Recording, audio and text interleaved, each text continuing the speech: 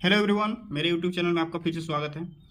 आज हम mensuration chapter करने वाले हैं। एनटीपीसी अंडर ग्रेजुएट लेवल 2025 के सीपीटी 1 के पीवाईक्यूज। बहुत ही आसान आसान क्वेश्चन है। उसमें से बहुत मतलब ज़्यादा ही टाइप के क्वेश्चंस आते हैं। इसमें टाइप्स बहुत सारे होते हैं, उसमें से कुछ ही क्वेश्चन लिए हैं। अगर आप लोग कमेंट कीजिएगा तो हम बाकी क्वेश्चन भी ले लेंगे। तो चलिए बिना देर किए शुरू करते हैं। पहला क्वेश्चन है, उस सबसे बड़े वृत्त की परिधि ज्ञात कीजिए जिसे 14 सेंटीमीटर और 14 मीटर और 116 मीटर भुजा वाले एक आयत के अंदर पूर्णतः खींचा जा सकता है।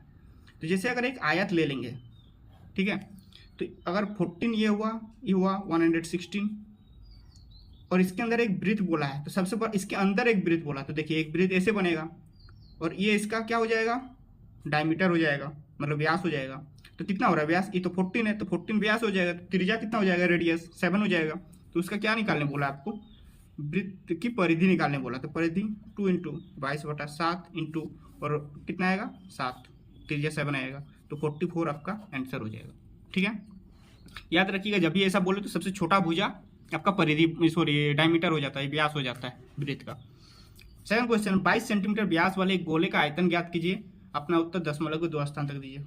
व्यास दिया हुआ 22 सेंटीमीटर, तो 11 सेंटीमीटर आपका त्रिज्या हो जाएगा। तो गोले का आयतन क्या होता है, आयतन 4/3 पाई आर क्यू।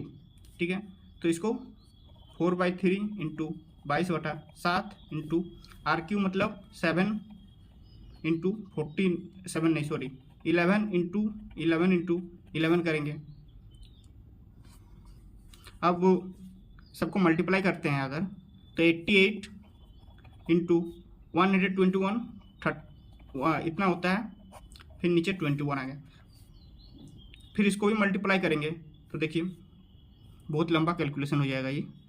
88 को 1 टाइम करेंगे तो 88 8 कैरी हो जाएगा। 88 को 3 टाइम करेंगे 240 प्लस 24 264, 72 का 2 27, फिर यहाँ पर भी 264 हो रहा है, फिर 27 तो 91 हो जाएगा।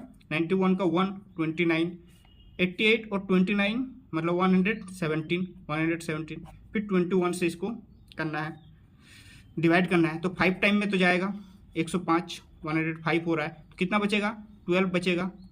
ठीक है, 6 टाइम में नहीं जा रहा है, फिर 5 टाइम में जाएगा 105, 16 बचेगा। फिर आपका 7 टाइम में जाएगा, 7 में 5 5 7 किस में है 5 5 7, ये है आपका आंसर। ठीक है, कभी कभी ज़्यादा कैलकुलेशन वाला आ जाता है, लेकिन आप अगर दिमाग शांत रखे कैलकुलेट करते जाइएगा तो आंसर आपका मिल जाएगा। थर्ड क्वेश्चन है, एक लंब वृत्तीय बेलन का आयतन दिया हुआ है 8624 सेंटीमीटर स्क्वायर, 8624 सेंटीमीटर स्क्वायर। यदि बेलन की ऊंचाई बेलन की त्रिज्या होना चाहिए, यहाँ क्वेश्चन छूट गया है, बेलन की त्रिज्या और ऊंचाई बराबर है तो बेलन की ऊंचाई याद करने बोला है। तो आयतन कितना होता है, पाई आर स्क्वायर एच होता है आपका आयतन बेलन का। ठीक है, तो आर और एच बराबर बोला है। ठीक है, तो हम इसको आर ही ले लेंगे, कोई किसी का भी क्यूब करने से हो जाएगा। तो 22/7 into R cube equal to 8624 होगा। 11 से डिवाइड करेंगे तो कितना बार में जाएगा, 7 टाइम में, 9 8 टाइम में, 4 फिर इसको 2 से डिवाइड करना है, इधर 2 से करेंगे तो 39 2, फिर 7 से मल्टीप्लाई करना है। तो देखिए 7 आ रहा है, किसी का क्यूब है, ठीक है, तो 7 आ रहा है उसमें, तो इसमें से किस डिजिट में 7 है, क्योंकि 7 मल्टीप्लाई हो रहा है। तो वैसे इधर से डायरेक्ट भी कर सकते कि 7 का डिविजिबिलिटी कौन सा है, वैसे भी निकाल सकते थे। सेकंड मतलब फोर्थ क्वेश्चन, यदि किसी लंबवृत्तीय बेलन का वक्र पृष्ठ क्षेत्रफल इतना दिया हुआ है, उसकी आधार की त्रिज्या 21 सेंटीमीटर है, तो बेलन का आयतन ज्ञात करना है। इसमें हम लोग डायरेक्ट यूज करेंगे कि पाई से तो मल्टीप्लाई होगा ही ना, पाई आर स्क्वायर एच होता है। देखिए पाई आर स्क्वायर एच होता है, इसमें आपका होता है 22 पाई में 22/7, इसमें 11 है और आपका यहाँ पर 11 है नहीं, मतलब 11 तो आपका कटेगा नहीं, तो 11 से मल्टीप्लाई होगा ही। तो जो नंबर यहाँ पे 11 से डिविजिबल है वो आंसर हो जाएगा। तो 11 का डिविजिबल कैसे देखते हैं, अल्टरनेट नंबर देखते हैं। यहाँ 5 + 4 9, 5 + 4 9, ये तो 11 से कट जाएगा। 12 नहीं कटेगा, यहाँ पे 9, यहाँ पे 10 नहीं कटेगा, यहाँ पे 9, यहाँ पे नहीं कटेगा, तो आंसर ये हो जाएगा। और अगर काट छाट करके निकालना चाहते तो इसे भी निकाल सकते हैं। जैसे आपका वक्र पृष्ठ क्षेत्रफल होता है पाई आर स्क्वायर एच, ठीक है, 5280। फिर तो उसके आधार की त्रिज्या दिया हुआ है, यहाँ पे h निकलेगा, तो h इक्वल टू क्या हो जाएगा 5280 आर स्क्वायर, मतलब 21 इंटू 21 और नीचे पाई, सॉरी पाई तो कटने वाला है लेकिन फिर भी देखते हैं, नहीं sorry pi R square H नहीं होता है, 2 पाई आर एच होता है, गलत लिख दिए, 2 पाई आर एच होता है। तो आपका 5280 है, यहाँ नीचे से हमको एच निकालना है, तो एच का वैल्यू क्या हो जाएगा 2 पाई आर कितना है 21, इतना हो जाएगा आपका। देखिए एच का वैल्यू कितना हो जाएगा, इतना बाय इतना।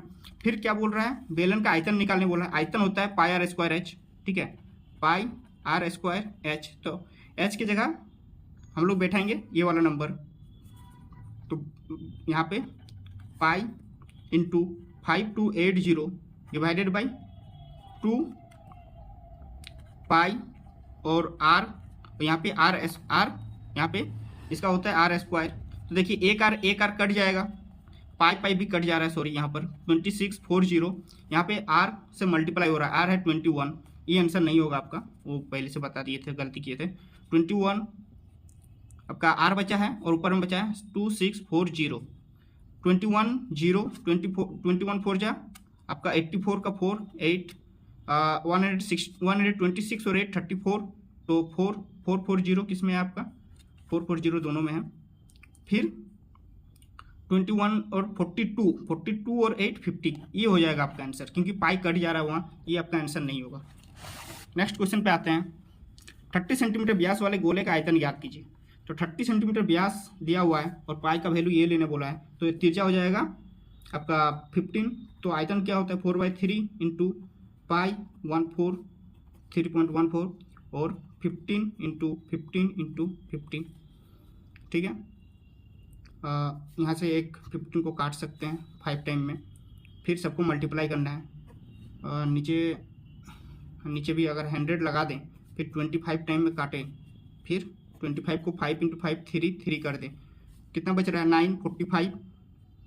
इससे अच्छा इधर दोनों तरफ मल्टीप्लाई कर देते, 15 कर देते इधर, ऐसे देखिए अगर 9 और इधर 45 इधर कर दिए तो मल्टीप्लाई करने में हमें दिक्कत होगा, तो इसीलिए 15 किए और 3 से इसको 12, 3 1 4 9, अब 15 से मल्टीप्लाई करेंगे 30, आपका 15 को 60 और 3 16 6 हो गया 90 नहीं 135 और 6 141, ये आ गया आंसर आपका 14130। नेक्स्ट पे आते हैं।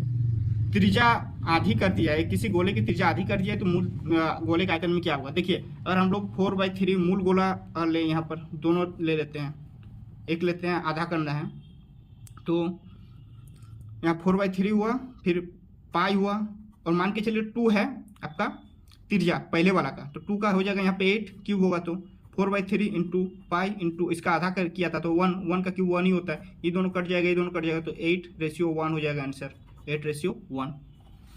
नेक्स्ट क्वेश्चन पे आते हैं। किसी घन का सबसे लंबा विकट 15 सेंटीमीटर है, तो घन का कुल पृष्ठ क्षेत्रफल क्या होगा।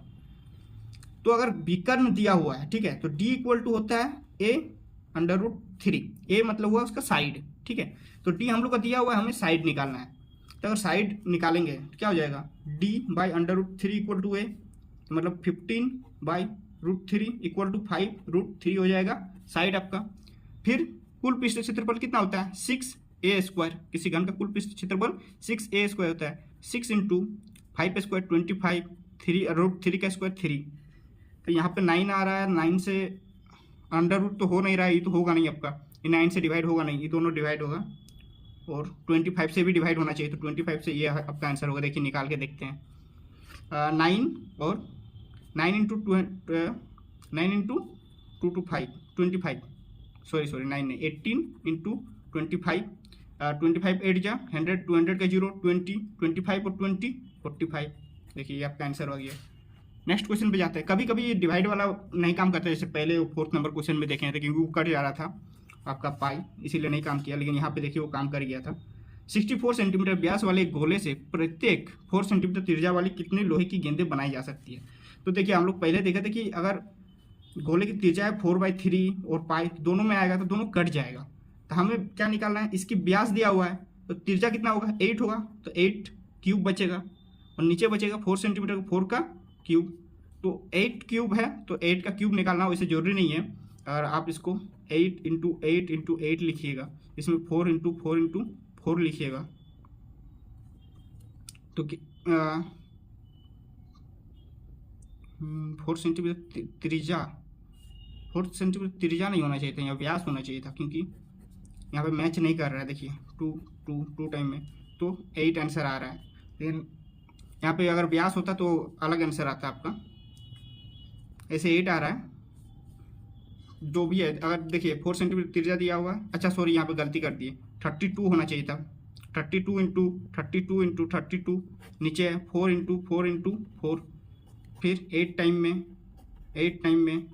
तो 8 का क्यूब होता है 100, 512 आपका आंसर आ गया। चलिए मेंसुरेशन चैप्टर खत्म हो गया, नेक्स्ट चैप्टर अलजेब्रा का होगा। अगर वीडियो अच्छा लगा हो तो लाइक कर दीजिएगा और चैनल को सब्सक्राइब करना मत भूलिएगा। धन्यवाद आपका।